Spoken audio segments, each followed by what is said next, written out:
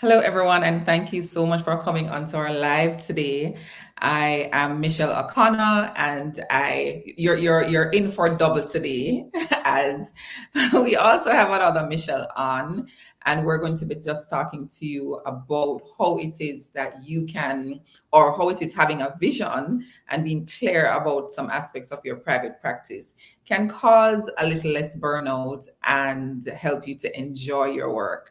So I have been in corporate for over 25 years. And one of the things that I do is I help private practice owners to enhance their profitability through creating systems that work, enhancing your customer service and your patient care, and looking at your systems. So you're not overworking, but you're doing the right things that generate the right results. And I'm joined by my lovely guest co-host. I would co-host. We're both doing this together, Michelle. Tell us a little bit about yourself, Michelle. Thank you, Michelle. Yes, my name is Michelle DiStefano. I am the CEO and founder of SOAR Executive Coaching for Healthcare Leaders. I have over 3 decades from RN at the bedside to boardroom and beyond. And the beyond is I was a healthcare business development consultant, helping physicians and service lines grow the cardiovascular programs all across the United States. And then I settled back here in San Antonio and also worked with an entrepreneur to help grow the physician practices.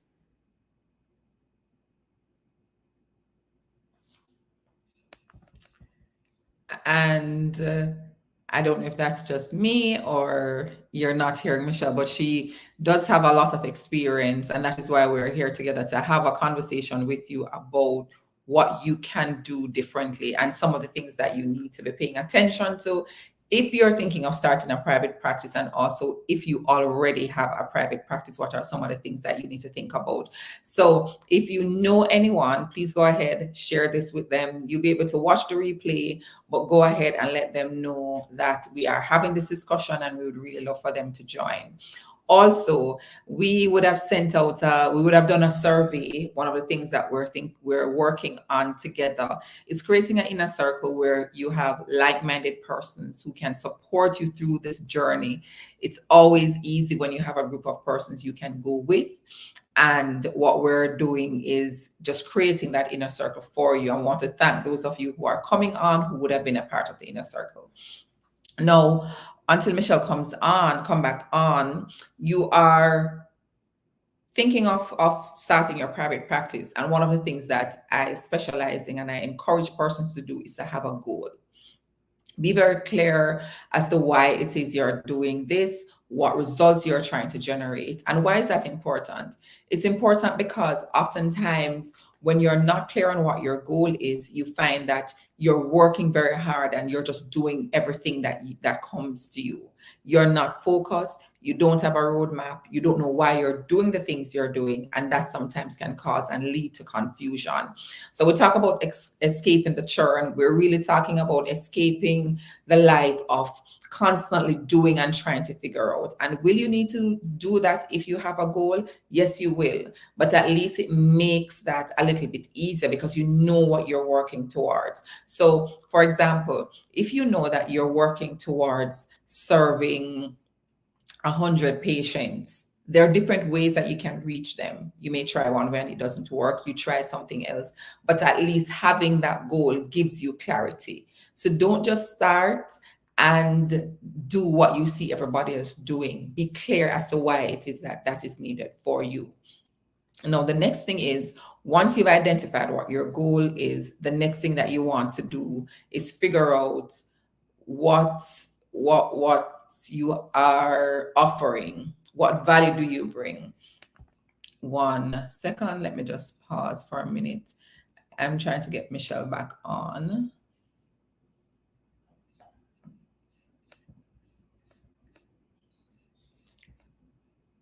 Sometimes, no matter how well you plan your technology, these things do happen.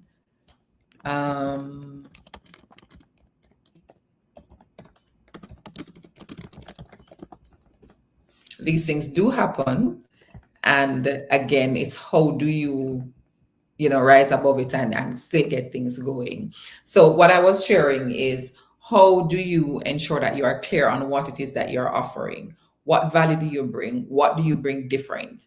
One of the things I've identified with physicians is you are, say, for example, you are a dermatologist and that's an area that you specialize in. Doesn't mean that you need to do everything that has to do with skin. Look at your demographic. What is being offered in your area? What are your competitors offering? And then you can identify what is missing that persons are asking for. Or think about if you started on a general basis and you're offering what everybody else is doing, what's that one thing that persons normally come to you about? What is it that persons are not aware of?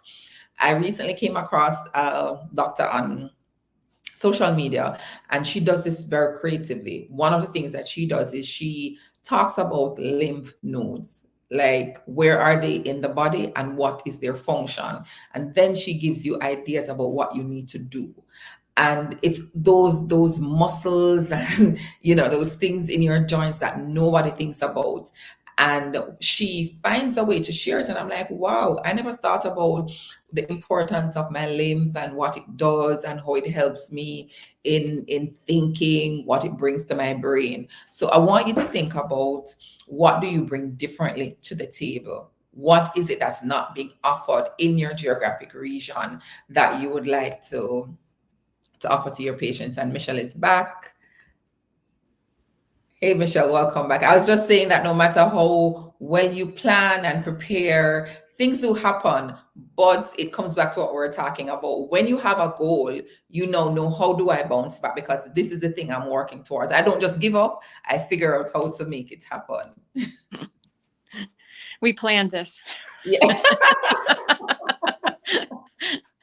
It's a live example, right? And I'm smiling still. So I was just sharing, if they're thinking of starting their private practice, and also if they've already started, the importance of having a goal, one, and then to think about what do they offer and how do they stack up against their competitor within their region? What is it that's missing within their geographic region? So I share those two. What has been your findings in terms of some of the things that private physicians need when they're starting? So in my findings and working with a lot of the physicians, particularly one, first of all, is private practice for you? A lot of times we collectively, Michelle and I, talked to several physicians about some of their pain points. And many of them wanted to go into private practice and open up their own practice, right?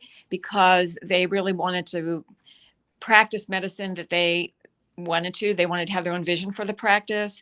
They really wanted to give the type of care that they wanted. So this was really their passion goal. Every single physician did say this.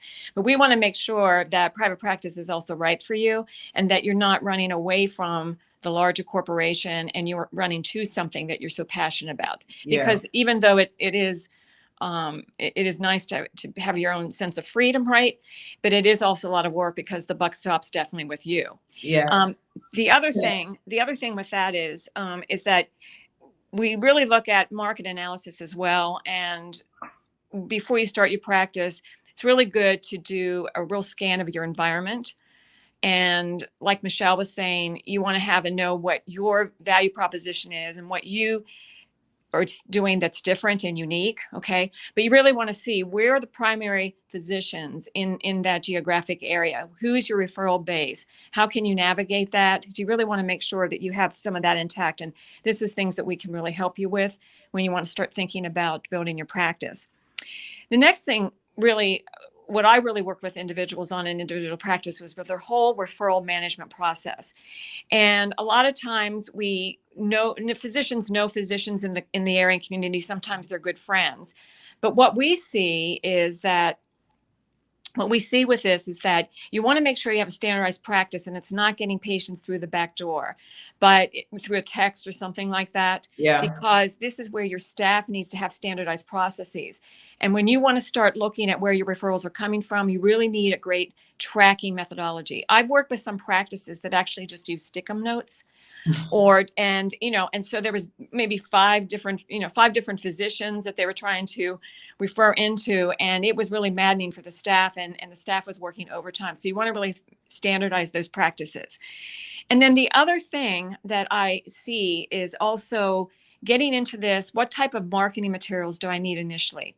We think we have to spend a lot of money on marketing collateral, but really it's just several basic forms in front of the individuals. One definitely is a referral form, because if you have a standardized referral form that talks about, if you're, a proceduralist, what is it, the testing that needs to be done prior, those kind of things, it can all be spelled out. We take those referral forms to the referring physicians, obviously, and they can scan those or put those into their computer so that they have it at top of mind. Yeah. So And that also, means, Michelle, they need a system. right, a system. To make Right. sure you know where your patients are going, where they Right. are, and when are they due to come back to you.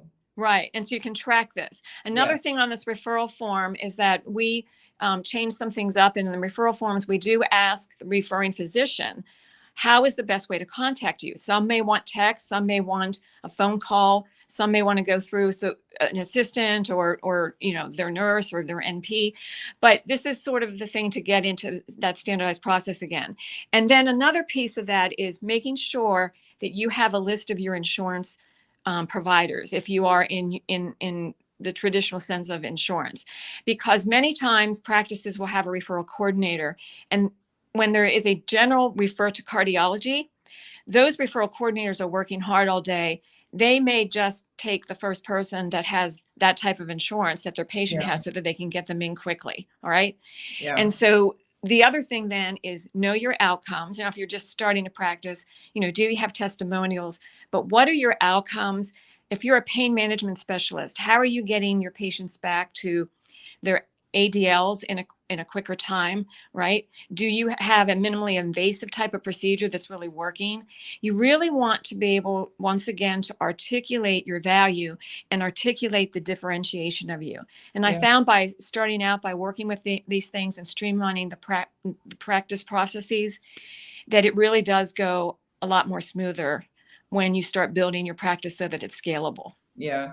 So that may have been a lot for persons that are like, oh, all of these things. But that's why we're having this conversation. So if I can go back to one of the first ones that you mentioned, which is private practice right for you? Mm-hmm. Yes, you have an idea why you want it. You want to practice medicine the way you want to do it. You may want to own your time. You may want to increase your own revenue, you name it. One of the things that you get to realize when you start a practice is that you have a business. This is now a business, a company that you own, that you are the CEO for. So you're no longer just a physician, you're now also a CEO, operating a business, thinking about some of the things Michelle mentioned, marketing, you're building systems, you're thinking about the service standards for your patients. So as you think about, is private practice right for you? That is one of the things that you want to think about first, that I am going to be in charge of everything. And is that what I want? And now I know there are different options. You can decide to have your private practice and you can hire a CEO, you name it. But do you have the capacity to do that? So think about that. And that's one of the reasons we're having this conversation, to invite you into having those conversations with us. Michelle, if you want to just touch on that quickly before I go to the second point.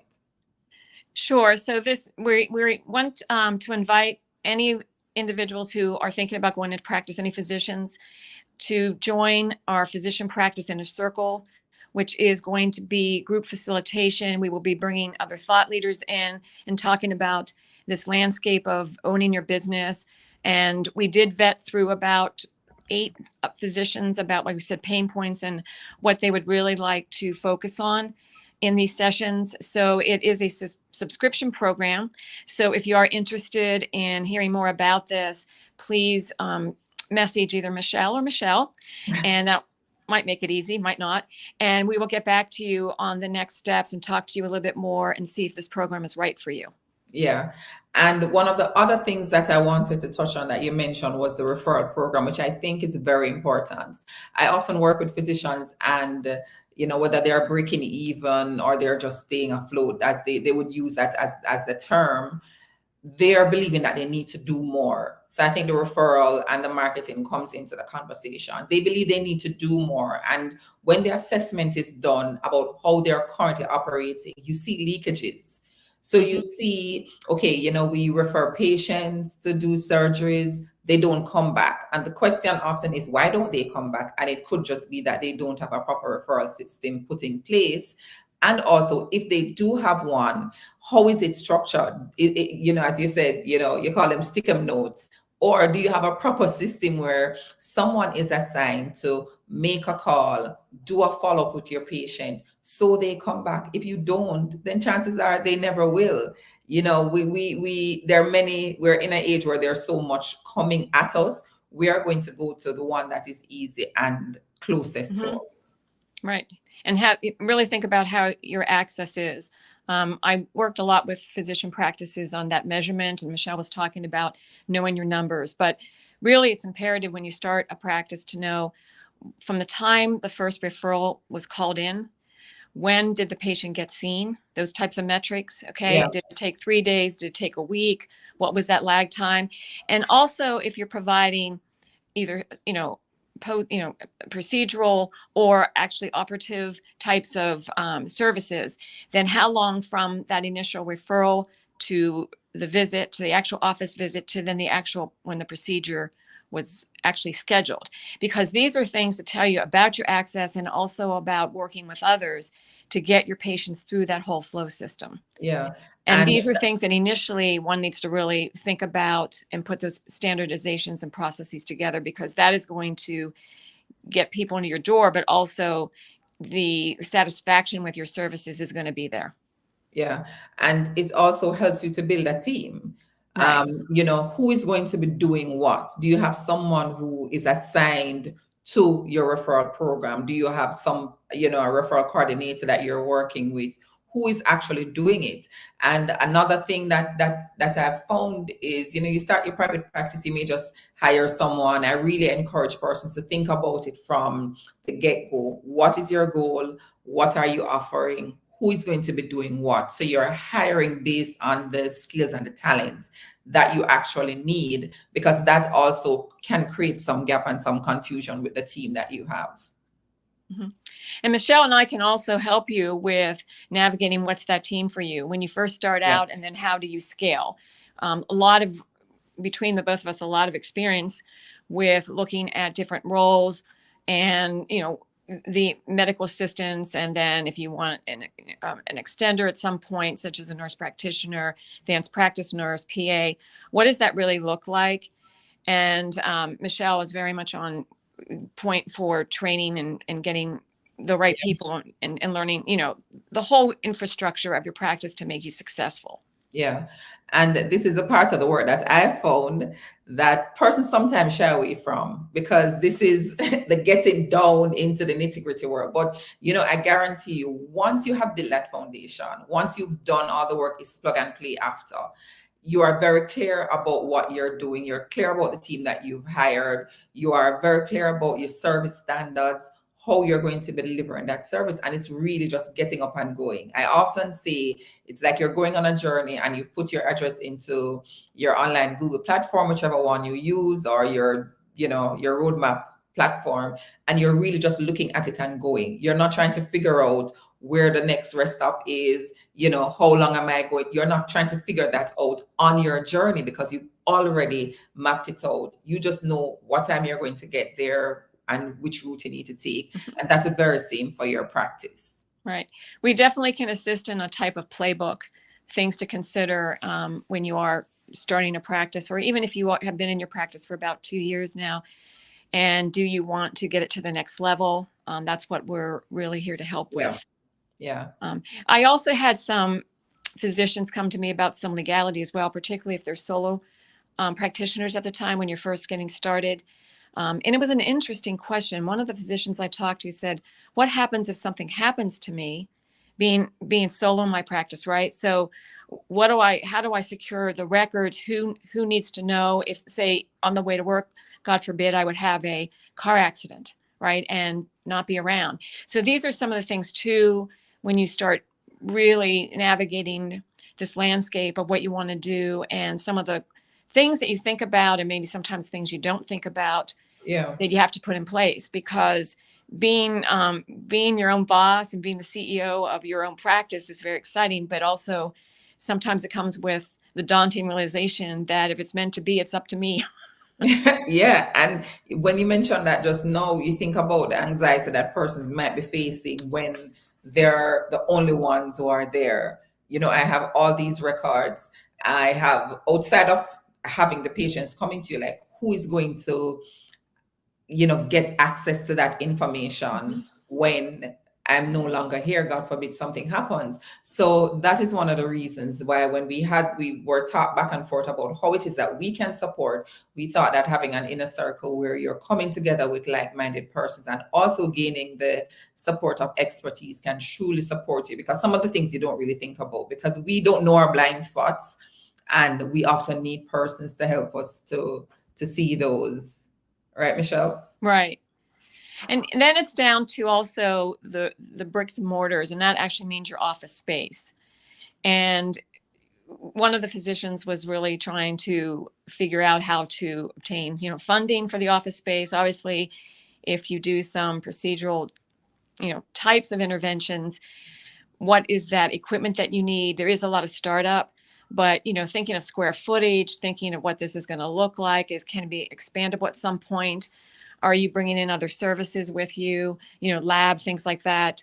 That whole infrastructure is a journey in and of itself, but casting that vision initially as to what you want to have happen is really crucial, is what Michelle started this conversation about in the beginning. Yeah. And you can just imagine, I mean, I've had experiences where I've gone into physician's office and I'm just like, did anybody sit in these chairs before they decided to take them out? And those things you sometimes don't realize how important it is to the experience that your patients are having, and how some of those very things will impact whether or not I come back or not. Whether is there parking, is the parking sufficient, how far am I walking from the parking to your office, are you on time? So if it sounds like a lot and you're thinking to yourself, oh my God, I don't even know if this is for me, you're the person that we need to talk to, because it can be, but it can also be one that is easy if you have the right support. Yes. So as we wrap up, Michelle, is there anything that you think we may not have brought up that we probably need to share with persons? No, just if you're very much interested in looking at going into private practice, or you've been in private practice for a few years and want to get to the next level, Michelle and Michelle are here to help. We have a lot of experience between both of us, and we bring different perspectives and different skill sets. The physician practice inner circle was curated because of the success that I've had also with the Healthcare Leader Mastery Inner Circle. And we thought, why not bring this to physician leaders and really assist them in their growth and development, and getting them to have those goals and objectives and aspirations come to fruition for them as well. Beautiful. And you're getting 30 and like 55 years combined. At least. Both business strategy and helping organizations get out of some of the biggest hurdles that they've experienced during COVID. I remember, as we close, we had completed our strategic planning and we're like ready to go to the board, right, Michelle? And then it was March for us. Yes. And COVID came and we had to revamp the whole thing.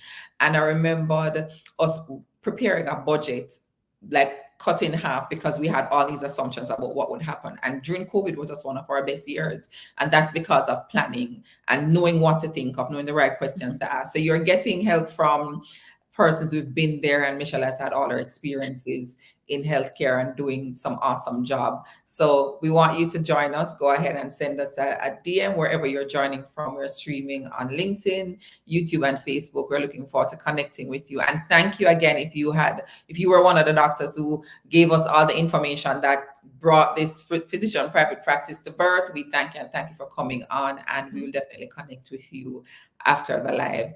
Thanks again, and we're looking forward to communicating with you further. Thanks, everyone. All right, bye-bye. Bye.